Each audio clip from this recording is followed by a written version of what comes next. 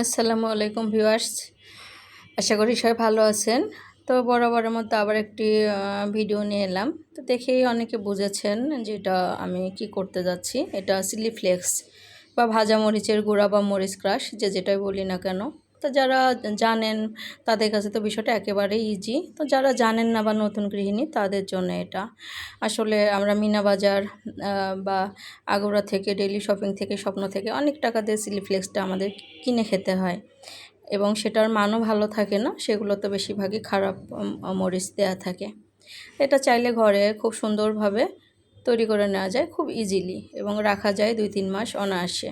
সেটা ফ্রিজে নর্মাল ফ্রিজে হোক বা রুম টেম্পারেচারে সংরক্ষণ করেই হোক। তো সেক্ষেত্রে কাচের জারে রাখলে বেশি ভালো হয়। এটা আমি 3 ধাপে করেছি। এই যে একদম বুঝতে পাচ্ছেন কি না ক্যামেরাতে কতটুকু এসেছে আমি জানি না। একদম লো হিটে যখন মানে চুলাটা একদম নিভু নিভু অবস্থায়, এই অবস্থায় তো এটা ভেজে নেওয়ার পরে 10 মিনিট রেস্টে রাখতে হবে। 10 মিনিটের মতো রাখলে এটা আবার মুচমুচে হয়ে যায় আর কি। যারা কম বেশি জানেন তারা তো জানেনই, যারা জানেন না তাদের কথা বলছি।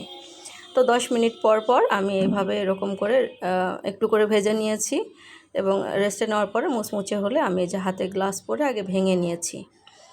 তো গ্লাভস না থাকলেও এটা যে হাতে পরে নেওয়া যায়, যে আমাদের ঘরে যে প্লাস্টিকের পলিথিন ব্যাগগুলো আছে এগুলো হাতে লাগিয়ে বা হাতে পরে নিয়ে করা যায়। তাতে হবে যে হাতটা জ্বলবে না।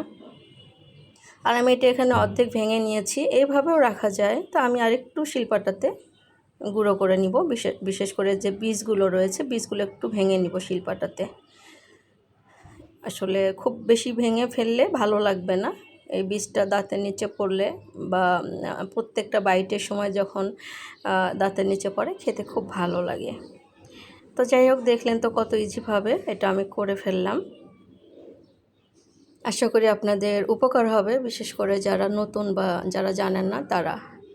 আর এই যে জারে আমি অনেক আগে করেছিলাম, এটা প্রায় 2 মাস আগের, রয়েই গেছে একটুখানি। তো এটা ইজিলি 2-3 মাসে কিছুই হয় না, 2-3 মাস বা 4 মাস চাইলে ফ্রিজে নর্মালেও রেখে দেওয়া যাবে। তো আশা করি আপনাদের ভালো লাগলো। বিদায় নিব, আবার দেখা হবে। আল্লাহ হাফেজ।